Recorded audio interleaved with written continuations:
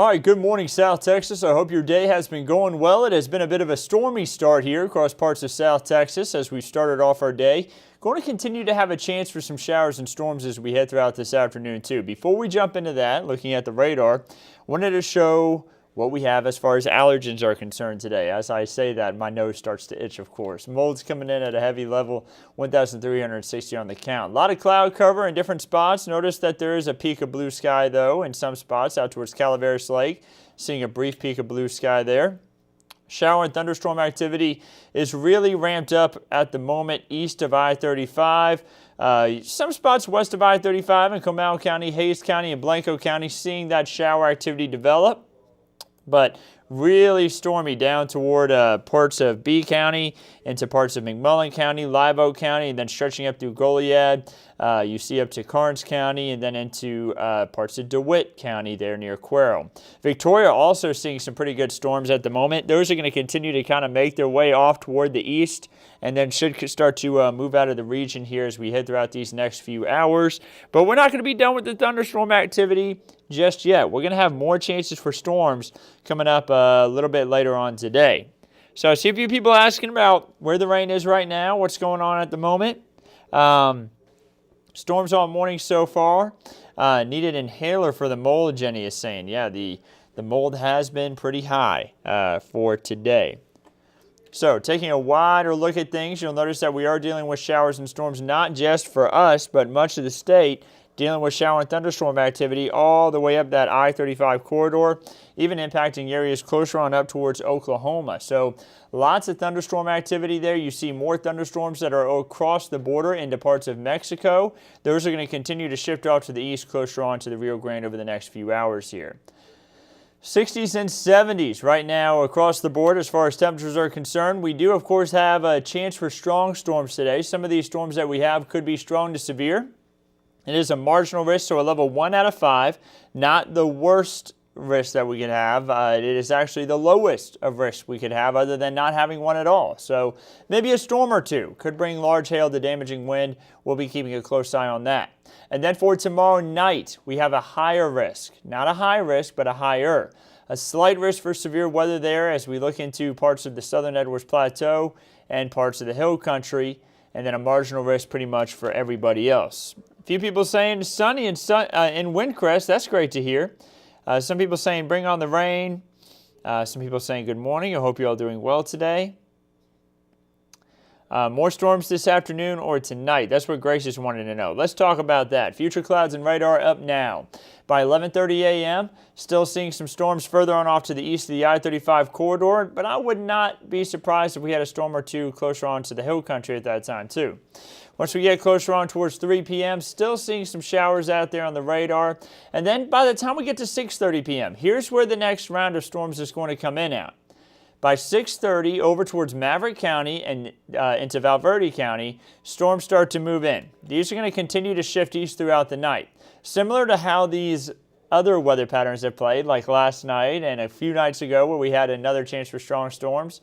These storms are starting off in Mexico and then shifting their way off toward the east as they make their way across closer to the I-35 corridor. They're going to be collapsing. So still pretty strong there when they're near Uvalde, Carrizo Springs, and Rock Springs, but then they really collapse overnight. By the time we get to about 10 o'clock, things are really going to quiet down, and by midnight, no more chance for strong to severe storms. It's going to be just a few showers left on the radar. And when you wake up on Monday, 8 a.m., that timeline in the top right corner of your screen showing us that we have maybe a brief shower or two. Going to have the possibility for a few brief showers from Monday afternoon. But by Monday evening, here comes that next round. Remember that slight risk that we have for Monday evening. Check out Del Rio. This is going to be the possibility for strong, damaging wind to possibly even large hail.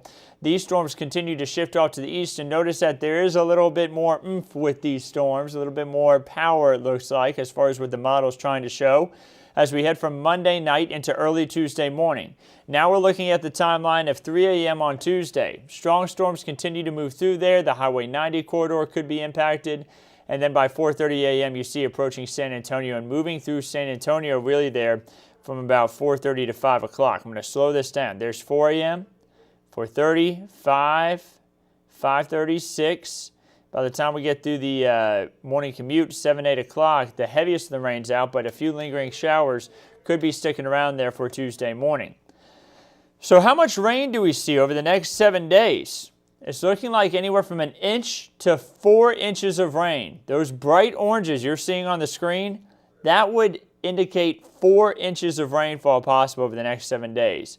So beyond what we have over the next 48 hours, we've got even more rain in the 7-day forecast. You're going to see that. We actually have a pretty good chance of showers and storms each day within the 7-day forecast. So a wet pattern just continues for the region. We continue to see the drought kind of get withered away, which is what we like. It's just, thankfully it's all spaced out a little bit, but we like it spaced out a little more. Maybe a little bit of sunshine here and there, right?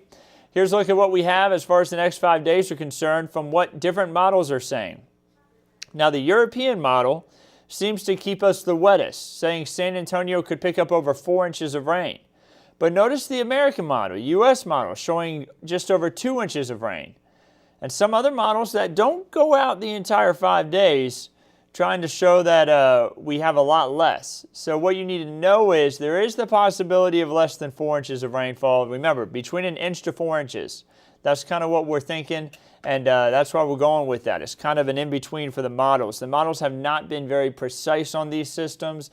That's why we want to try to keep it kind of somewhere in the middle. That's why we're thinking 1 to 4 inches instead of just going for 4 inches like that, what the European model is saying. As far as the drought monitor is concerned, we've seen a lot of improvement. By the time we get to Thursday, it'll improve even more, and next Thursday, even more. So the improvement just continues each day. And so that actually just went ahead and went all the way to the end of my show for some reason. I'm not sure why. My graphic system just kind of froze up there. Let's take a look at the monthly average rainfall. That's what I wanted to show next. We're going to get to the 7-day forecast in just a second. We're up to 2.5 inches, just over that for the month of May. I do think we'll finish up this month above average, which is nice to see because January through February we're behind average. April was way ahead, and so we're ahead for the year now. And I think we're going to finish up this month ahead of average, which is good. You know, right now this year, through this time period, we've actually already picked up more than half of the rain that we had last year. So last year we finished up about 10 inches behind average. We're already up to 11.5 on the total for the year.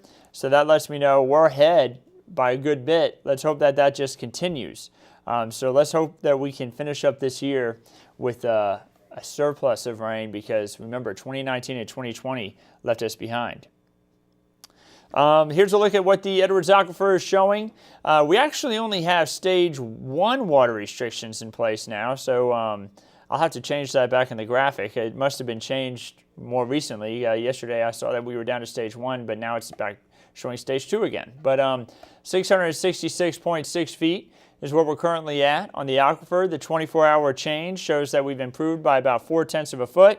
10-day average at 665.7 feet. The monthly average at 665.7. So you see we're right where we should be now for the aquifer. Here's a look at your 7-day average showing, or 7-day forecast, showing that we have the higher chance for thunderstorms today. Tomorrow, it's a lower chance. Tuesday and Wednesday, bringing more scattered showers and storms. Thursday, Friday, it backs off a little bit, and then finally quieter for Saturday, but still a 30% chance for thunderstorms. Now, I want you to notice something. Not 100% chance for rain. You're not guaranteed to see rain any day this week, but you do have some really good chances for thunderstorms each day. So when it comes to work outside, maybe you had to pour cement or anything, it is not a good week for it. I'm sorry to tell you that. I know that we are a city that is growing quickly.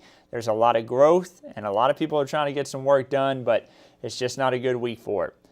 Around average amounts of rainfall from day 8 through day 14, so beyond the 7-day forecast, looks like we'll still get some good rain because this is typically our wettest time of the year. So looks like the good amounts of rainfall will still continue. And then around average temperatures, which would be mid to upper 80s for this time of the year. The Texas cities forecast across the Lone Star 3-day forecast showing scattered thunderstorms not just for us, but also for all of our neighbors over the next 3 days. You do notice it will be a little bit drier for our friends further west. Lubbock, El Paso, not as much rain, but even Amarillo is going to get a little bit more thunderstorm activity here over these next 3 days. And then your Texas State Park forecast for tomorrow shows thunderstorms in the morning, but by the afternoon, not as bad. But remember, tomorrow evening, more thunderstorms are going to be possible. So guys, I'm going to continue to keep an eye on everything right here behind the scenes. Here's a look at the 7-day forecast. Let's see here. Jenny's saying he's freaking out all of South Texas with that number. Is it safe to go out to the Comal River? Yeah, it is. Oh, everyone talking about the level of the aquifer. I get it. I get it. He's freaking everybody out with that number. Guys, it's 4 6s, so don't worry. It's 666.6. That's why I have the point in there too. Let's get some more rainfall to get it above that. I'd rather it be above than below, right guys? But I get it now. Y'all made me nervous. Y'all made me think that there was a typo in my forecast or something, like I had 879 or something for the temperature one day, but which has happened to me in the past. But that makes sense. Yeah, let's round it up all the way to 667. I totally agree. All right, guys. So let me bump it back up to the radar so everyone can see where that rain is at the moment. I'm going to get ready to go ahead and sign off right here. I'm going to keep an eye on everything, of course, though, behind the scenes. Lots of shower and thunderstorm activity again today. You see some flash flood warnings off to our east, there east of Victoria. That shower and thunderstorm activity moving away from our region. So not going to be as wet this afternoon as it was this morning, but we are going to have more storms possible later in the afternoon and into the early evening. So we'll keep an eye on that. Meteorologist Jeremy Baker is going to be on this evening to give an update to that part of the forecast.